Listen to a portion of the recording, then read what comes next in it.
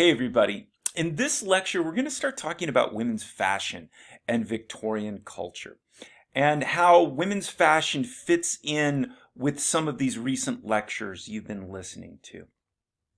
So we've been talking a lot about this idea of a world of strangers and the problems that the Victorians faced dealing with living increasingly surrounded by strangers.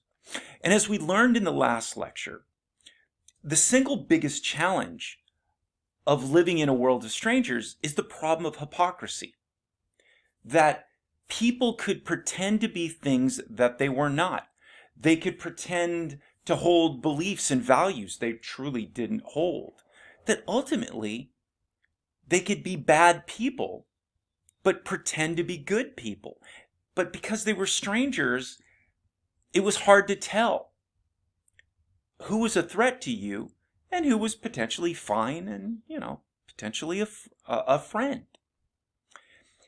And to try and deal with this, we talked about how the idea of sincerity became a really important societal goal for the Victorians. The way they hoped to counteract hypocrisy was by trying to encourage people to be very sincere. Almost to the point, as I keep saying, almost to the point of transparency. So you would meet a stranger and it's almost like you would see through them and you would see into their soul and know exactly who they were because they were just being so upfront and honest and revealing everything about themselves. Well, I talked about the limitations of sincerity and the problems with this. But when we get to the middle of Karen Houghton's book, she deals with three subjects as almost case studies of this tension between the problem of hypocrisy and the desire to counteract it by injecting sincerity into Victorian society.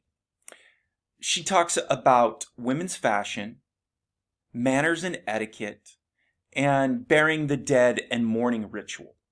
In all three of her chapters in the book on these subjects, we're dealing with the possibility of hypocrisy in women's fashion, in manners and etiquette, and burying the dead and mourning for the dead, and the Victorian desire to make fashion,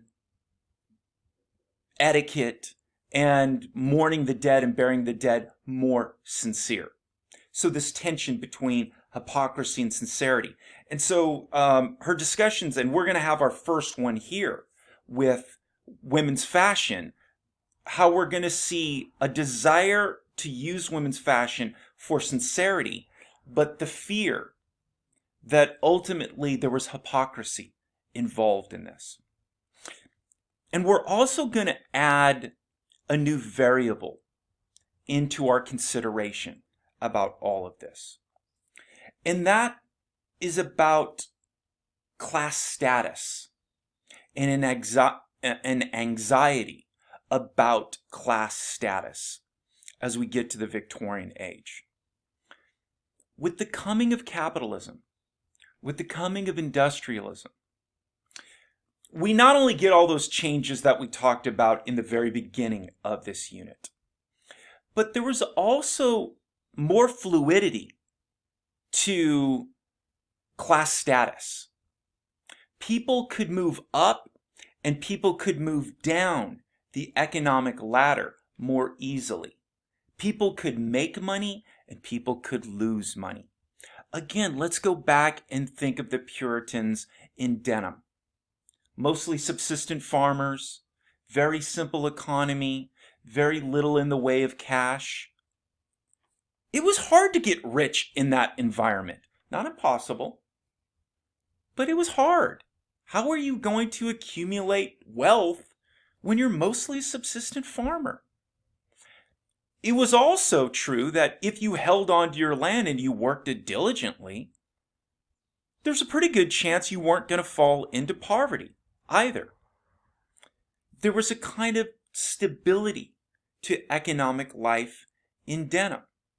But as we get to the 1800s, as we get to the Victorian age, with the rise of industrialism, with the rise of capitalism, now there's all kinds of new ways to make money. Start poor and work your way up and get rich. And oh, by the way, you could, create a factory, create a product, start selling it, make a lot of money. Guess what? You could also lose your money. If you owned a bunch of land and became wealthy because you had land, that's a pretty stable way of life. It's hard to lose it. But if you became rich because you built a factory and started building widgets, and you built the best widget, and everybody wanted to buy your widget, you got rich and people gave you a lot of money. But if somebody else builds another factory and builds a better widget than you, suddenly nobody wants your widget. And suddenly your wealth evaporates. It's gone because nobody's buying your widgets anymore. So there was a more fluid economy in the 1800s.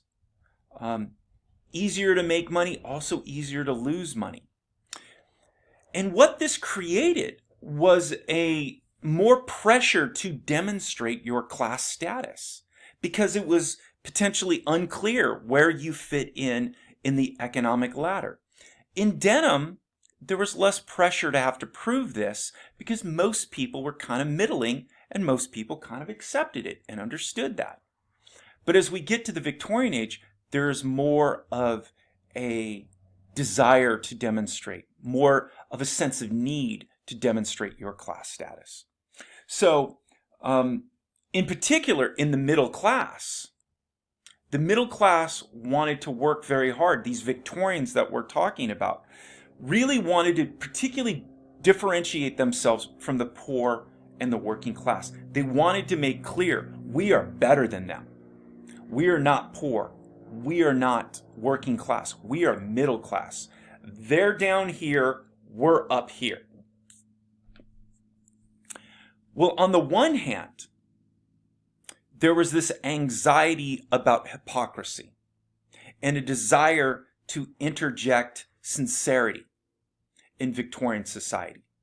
And we see that in concerns about women's fashion and about manners and etiquette and mourning the dead and burying the dead. That on the one hand, these things were all opportunities to be sincere and to reveal to other people exactly who you are. But there was also a fear that these things could be used in hypocritical ways. You could use women's fashion to make yourself seem better than you were. You could use manners and etiquette in hypocritical ways to make yourself seem better than you were. You could use mourning for the dead and burying the dead as a way to make yourself, your family, seem of a higher status than you really were. Why would people want to be hypocritical about these things? Because of anxiety about class status, to demonstrate your standing in society. Okay? I'm just introducing this concept about anxiety, about middle class status. Okay? We're going to talk a lot about that in this lecture and the next few lectures in here. All right? We're going to start talking about that right now with our discussion of women's fashion. All right? So let's get into that. Previous lectures, we talked about this growing idea of women's moral superiority and inclination towards religiosity that started to develop in the Victorian age. That when it came to religion and morals, that women were actually superior to men. And we talked about this idea growing partly as a kind of solution to the worry that men were becoming increasingly competitive and cutthroat and individualistic. And these tendencies in men, these aggressive tendencies, were going to potentially have a negative effect on American society and culture. And the idea that women could be sort of an antidote or a kind of balance to male aggressiveness and individualism and competitiveness. And because women from the middle class were sort of isolated within the home, they could be kept separate from the public world of work and politics where this corrupt, individualistic competition took place. Now, just an important historical note here. When we talk about women not working, we're really talking about rich women and middle class women. Poor women worked during this age.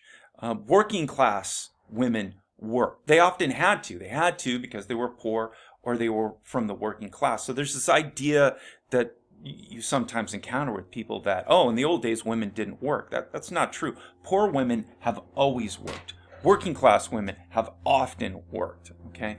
It was one of the signs of status that middle class women didn't work because they were, their family had an income that allowed them to not have to work, right? So we're talking about the middle class. They were relatively, women were somewhat isolated within the home because they didn't have to go out so much to do things like work. And women would serve as a kind of fountain to recharge the husband's moral battery, right? As that man would go out in the world and work and compete and be individualistic and competitive. Eventually he comes home from work and there is his wife, there are his daughters. And they would make sure that individualism he exhibited in the public realm didn't follow him into the private, to make sure things didn't get out of control. And this would be the balancing act. This way the Victorians thought they could sort of have the best of both worlds. They could have their capitalism and their industrialism, but it wouldn't get too out of control. So women had this really important role in Victorian society. Their moral natures and their greater inclination towards religiosity would help balance American society, American culture. But there was a potential threat to women, and that threat was fashion. Despite their isolation in the home, there was this threat that was perceived, and it was the threat of fashion. Remember when we talked about this cult of sincerity, that, again, the ideal was to be so sincere that when people met you, they would know exactly who you were, what your deal was, whether you were good, whether you were bad, because you revealed yourself to them. But fashion can muddy that up, right? Just think in your own life and just think of your own clothes. Think of how you could go into your closet and start pulling out clothes and putting on different outfits. And based on the outfit that you have put on, you could give a very different impression of yourself to the world, right?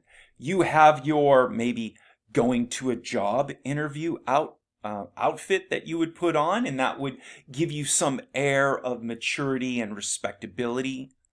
You have your going out on Friday night outfit, going out on Saturday night outfit that maybe is a bit more fun or whimsical or downright sexy that you have.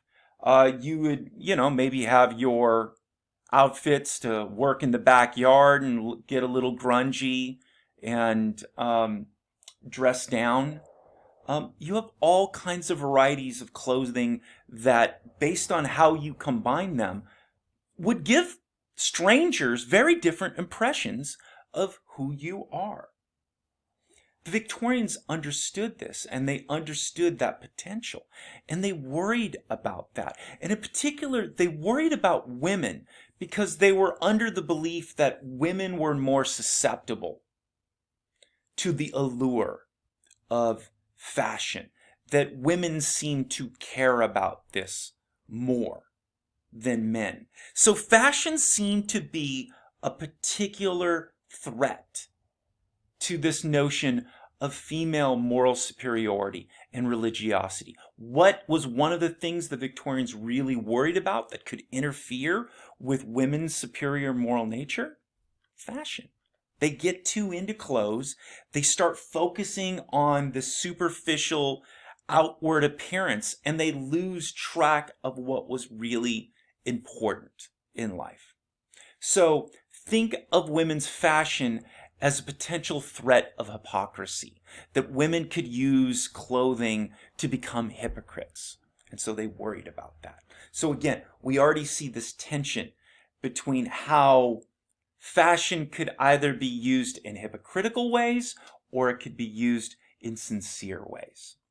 Now, there was a kind of debate about this in Victorian culture. And the way Haltunen in her book tracks this was through the first women's magazine in American history, Godey's Ladies' Book. Godey's Ladies' Book was the first magazine that was created specifically for a female reading audience. It was first published, neatly enough for us, in 1830, right at the beginning of this Victorian age that we're talking about. And so Haltunen traces some of the evolution and the debate about women's fashion, particularly the concern about hypocrisy and the desire for sincerity, reflected in debates with the magazine. Okay.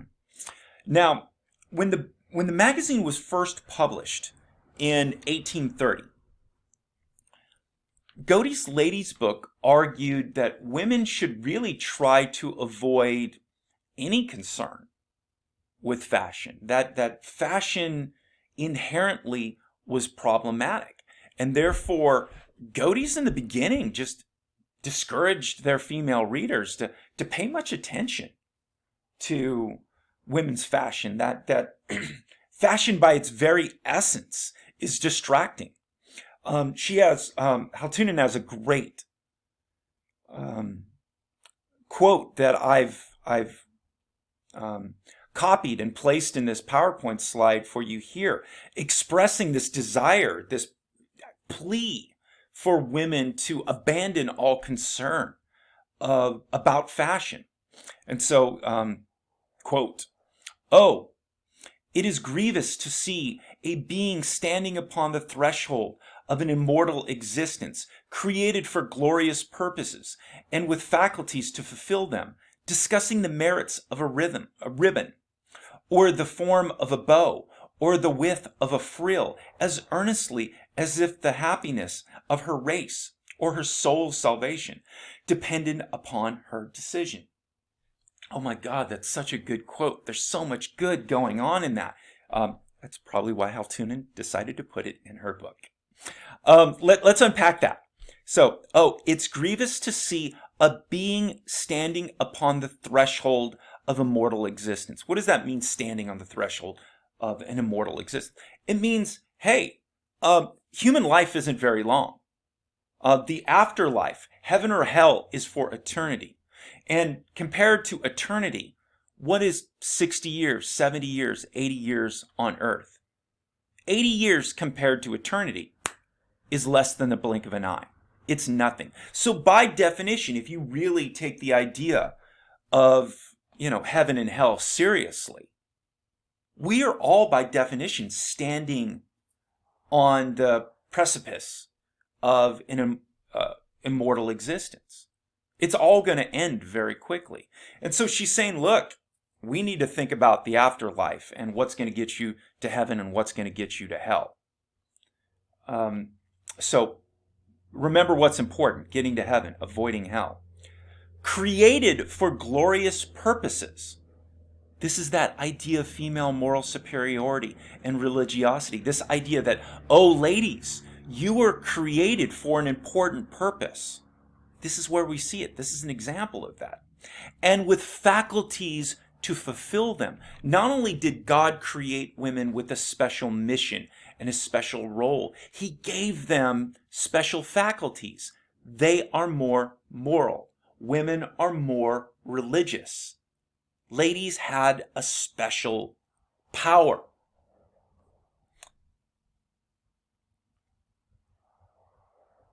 discussing the merits of a ribbon, or the form of a bow, or the width of a frill.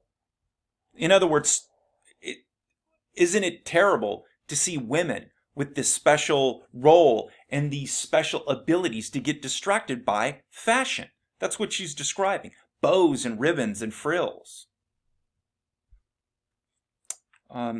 As earnestly as if happiness of her race or the souls of salvation depended on her decision. This is just a plea to stop thinking about fashion at all. Ladies, life is short. You have a special role. You have special abilities. And you're talking about fashion, and you're paying attention to fashion like it matters for anything. It doesn't. Stop risking your immortal soul to worry about fashion. Right? So in the very beginning, in the very early 1830s, Godey's was just not about fashion and just discouraging its readers from paying attention to any of it.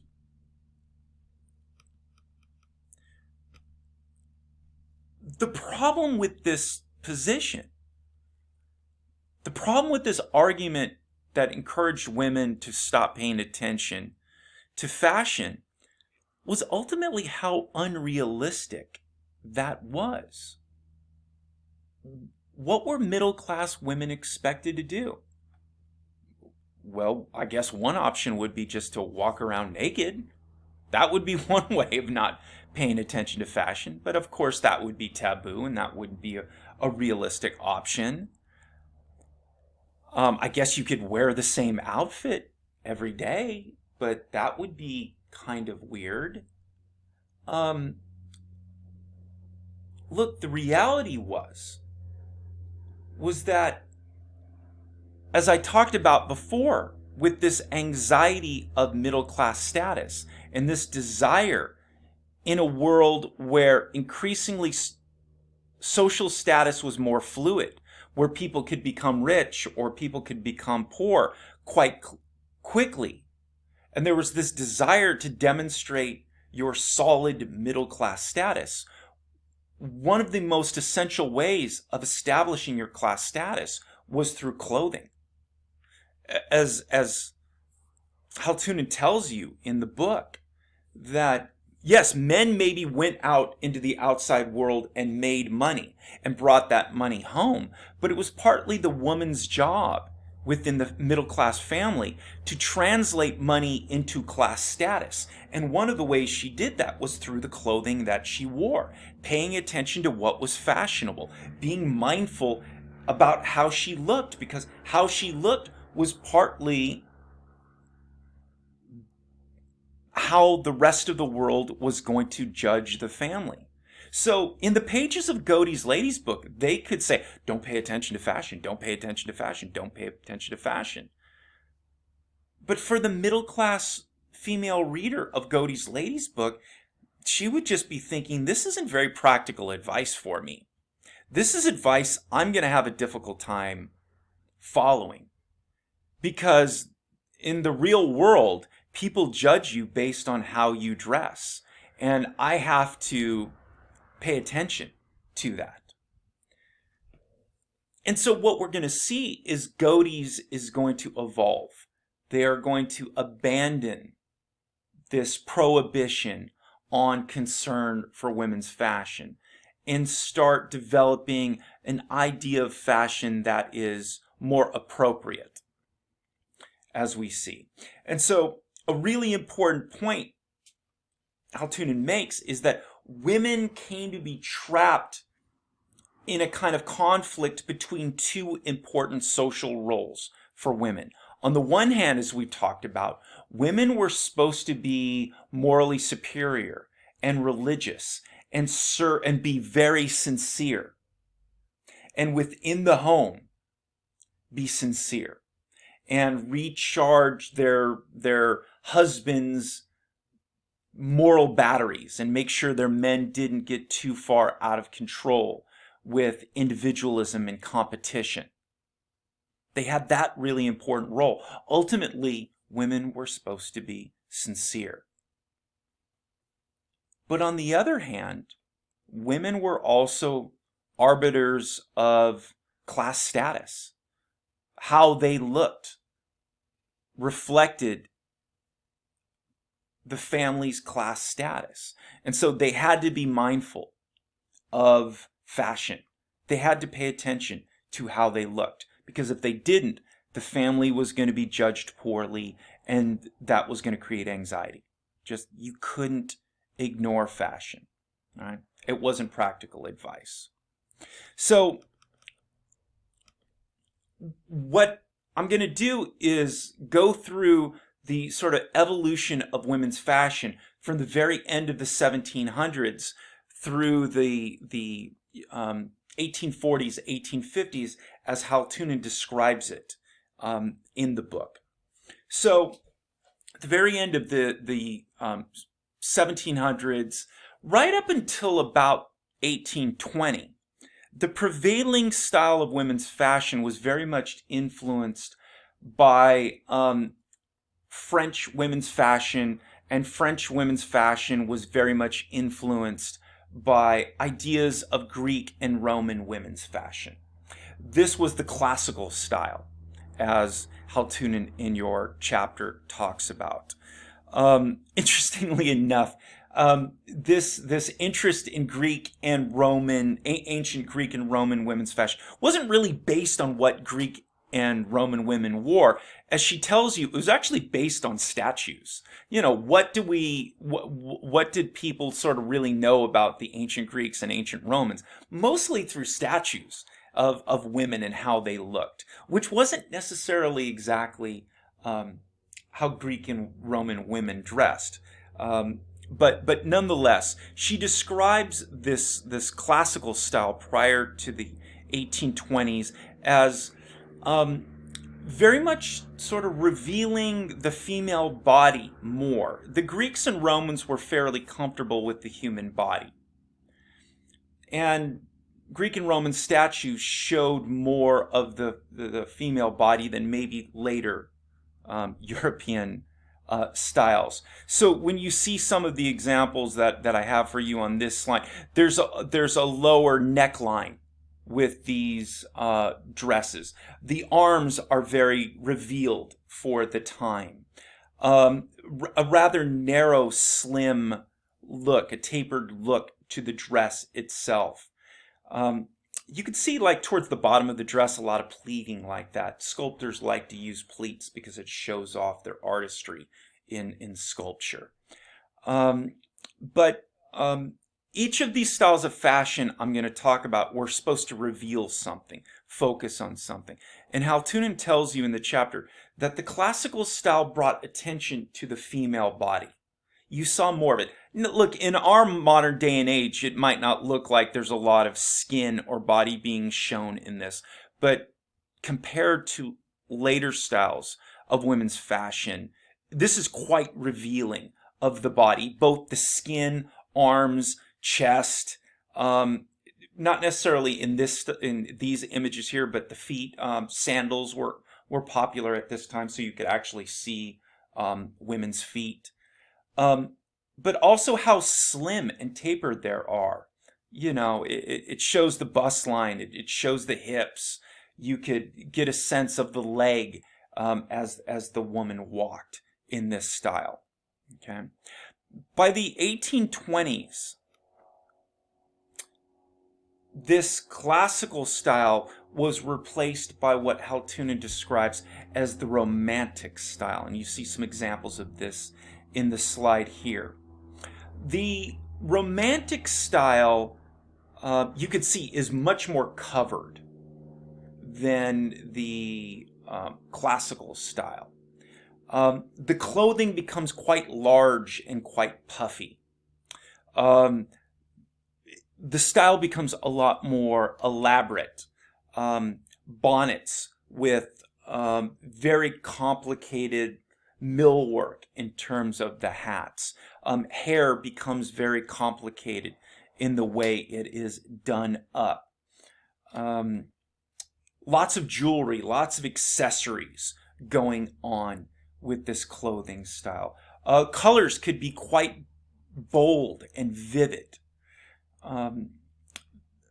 Notice Altonen in the chapter talks about almost like an X-like quality to the image. If the classical style, the woman's form looked quite thin and tapered, with the romantic style, you get these huge, wide, puffy shoulders. And then the base of the dress, very wide with a very skinny little waistline. Of course, it's being used to really suck in the middle of women's bodies. So you almost get this X if you trace it from one shoulder to the opposite side of the dress and the other shoulder to the opposite side with this skinny little waist. It was this romantic style that Godey's was really complaining about when the magazine first started. That women with this brightly colored, highly accessorized, very just puffy, big style was the problem. That it seemed to be too much to the editors and the writers of Godey's. And this is what it's this romantic style that the magazine initially was encouraging women to ignore. Okay. If the classical style brought attention to the woman's body itself, it revealed skin, it revealed the silhouette of the body. Altonen argues that the romantic style brought attention to the clothes itself. Not the woman, but the clothes itself. It's almost like the woman was a mannequin that was there simply to display this big, puffy, brightly, highly accessorized design. If you look at the pictures, and there's more of them in the book, and you should pay attention to those to get a better sense of this also. It almost, with this romantic style, it almost looks like little girls playing in their mom's dresses. Like the woman's tiny and the clothes are just so big that the woman's being subsumed in the clothing. Sort of like what it looks like when a little girl puts on her mom's clothes and it's just the clothing is so big and puffy and overwhelming. Okay, so this was what Godey saw as being hypocritical, not sincere. And this is what women were supposed to ignore. Well, I told you, that wasn't realistic to simply ignore fashion. So what happens in Godey's ladies' book is they abandon this idea. They stop creating these articles saying stop paying attention to fashion and start developing ideas about an appropriate type of fashion. And this comes to be known as what Altonen talks about as the sentimental style of fashion. By the 1830s, a new style called the sentimental starts to be highlighted in the pages of Godey's ladies' book. All right. When you look at this slide and you look at the images in the book, at first glance, you might not notice a big difference, but there really was. We might not be super attuned to the subtleties of 19th century women's fashion. But if you pay attention to Altonen's discussion and what I'm about to tell you, there is a fairly dramatic difference, right? So with this sentimental style, dresses were more muted in colors. Instead of big, bright, vivid primary colors, a lot more pastels, softer, more muted colors. There was less jewelry and less accessories, less bling to the look. Hairstyle was simplified. Rather than the very complicated curls that you saw in the earlier romantic style, increasingly hair was simply parted in the middle and pulled back. Much more simple look to the women's fashion. When there were hats and bonnets used, once again, much more simple, less ornate, intricate millwork that went in to creating these hats. The lines of the dresses became less poofy. Gone were the sort of massive shoulders that you had before. the base of the dresses were a bit more tapered down. Not to the point of the earlier classical style that were very revealing. The problem with the classical style, by the time we get to this Victorian age, is the classical style was too scandalous. It was too much skin, too form-fitting, necklines that were too low, showing the woman's bosom. That was now not okay. But nonetheless, a more tapered look than the early Romantic style, the big puffy nature of it. Godey's Lady's Book argued that this style was more sincere, that it was less hypocritical, and therefore this sentimental style was an acceptable form of fashion. So what we see worked out with the sentimental style is the Victorians trying to find a kind of balance between their concern about hypocrisy, their fear of hypocrisy, but their need to use clothing for class status, to demonstrate that they were better than poor people, that they were better than working class people, because fashion, women's fashion, was one of the ways where a family could demonstrate that they were better than poor people, that they were better than working class people. They felt like they needed that, but they didn't want to be viewed as hypocritical. So you find this sort of compromise where by the time we get to the middle 1830s, this develops this idea of acceptable fashion. All right. A kind of sincere fashion. If you're a little confused by this, you have a good right to be.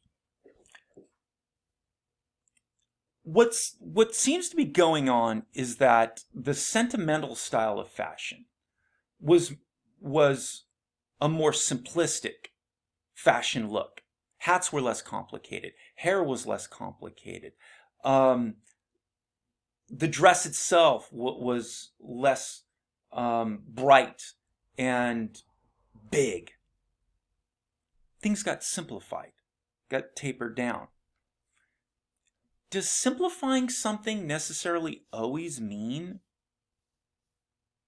it's more sincere? I don't think there's anything written in the stars that makes that the case. What if you're a person who's always been very mindful of fashion and very stylish? That's who you've always been. And then suddenly you start walking around your friends in flip-flops and t-shirt and jeans. They would look at you like, that's not you. Why are you wearing that outfit? That's not who you are. There's nothing written in the stars that simplifying something necessarily makes it more sincere, or things that are more complicated are inherently more hypocritical. This was the Victorians trying to balance two things that were difficult to balance. This worry about hypocrisy and this desire to demonstrate class status. They made a compromise and they tried to convince themselves, romantic style, hypocritical. Sentimental style, totally sincere. I don't think that's necessarily the case. I think the Victorians were telling themselves something they wanted to believe.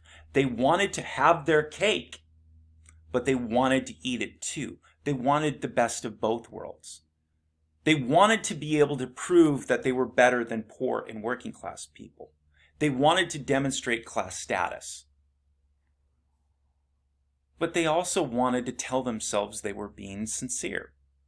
And so they developed a definition of fashion that allowed them to do both of those things. Claim they were being sincere, but also use fashion to demonstrate they were better than other people in an increasingly fluid economy. Okay. In our next lectures on etiquette and mourning the dead and burying the dead, we're going to see this exact same dynamic play out. The fear that etiquette and mourning the dead and burying the dead could be potentially hypocritical, and worry about that, and argue that those things needed to be sincere.